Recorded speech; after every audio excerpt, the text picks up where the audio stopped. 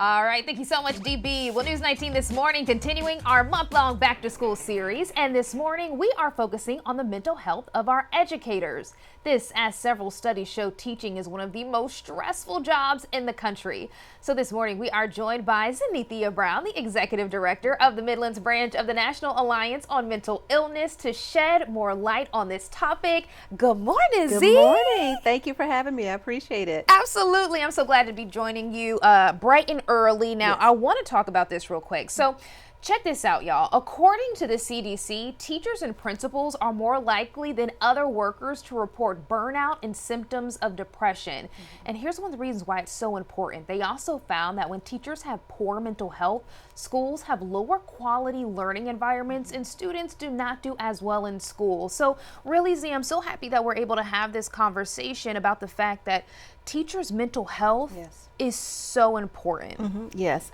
Teachers, I mean, that occupation, they typically give everything, give all of themselves, to their job, to their students. And I think it's important, and I'm not an educator and I don't think I ever could be, but but I can give some advice. And I think one of the things that they need to do is set a clear boundary between work and their personal lives. It is so easy to say, okay, I've got some time, I'm going to check these emails, or I'm going to return this call, or put these grades in, but then your work never stops. And it becomes overwhelming and the lines blur.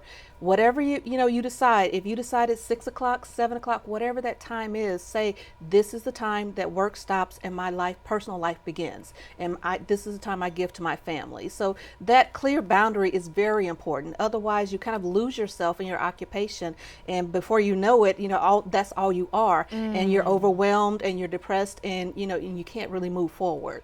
So it's very important to have that personal time. I think that's also something that translates to anybody in their job. Yes. But you're so right. Teachers, are constantly, on the go, and really do carry a lot of that with them when they're at home. Weight from their students, they think about their students' lives, and they're constantly thinking about how they can help this student learn better, or what's going on in this student's household, and it's hard to turn that off. I know, because you have to have a heart to be an educator, and it's hard to turn that off, but you have to think of yourself as well.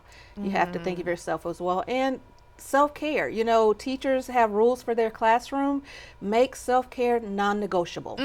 Put it in your calendar, do whatever you have to do, add it to the lesson plan, but you have to make self-care non-negotiable, because otherwise you'll put it off and say, I'll do it later, and you never do. So schedule it. Even if it's 5 minutes a day, get to school early, sit in your car, listen to the ebook, or do nothing. But give yourself those few minutes a day that you have that you're alone and that you're just reflecting and recharging. Absolutely. And I think too, it's important to note that as we are interacting with our educators, that we also show a lot of grace and kindness, because they have so much on their plate. Z, thank you so much for joining us. Now tell us, where can we learn more about NAMI, and for folks who want to donate to this nonprofit? Oh, of course, NAMIcanhelp.org. We are always looking for support. We're always looking for volunteers. We always put up new resources for everyone. So we also have new resources up for students as well, because they deal with mental health issues too, and school is very stressful for them as well. So sometimes we forget about that because they're so young, but we have those resources as well. Awesome. Thank you so much, Z. All those resources too are free, so my friends, make sure you take advantage of that. We'll put this interview on our website, WLTX.com. We'll be right back after this break.